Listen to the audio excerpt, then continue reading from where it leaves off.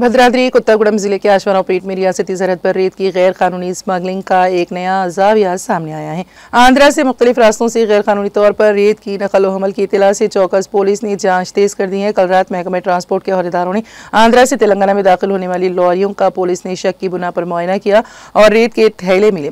Police को इत्तला देने वाले महकमे ट्रांसपोर्ट के एहलकारों ने पुलिस से लॉरियों को जब्त कर लिया। पुलिस को पता चला है कि आंध्र प्रदेश की रावलापल्लियम से टाइलों की तैयारी के लिए खाम माल के तौर पर बिल तैयार करके और रेत को थैलों में पैक करके गैर कानूनी तौर पर रेत की नकल व हरकत की जा रही थी। पुलिस ने वाज़ेह किया है कि बगैर इजाज़त के किसी भी शक्ल में तेलंगाना में रेत लाना गैर कानूनी है और दोनों लॉरियों को जब्त करके मुकदमा दर्ज कर लिए गए हैं।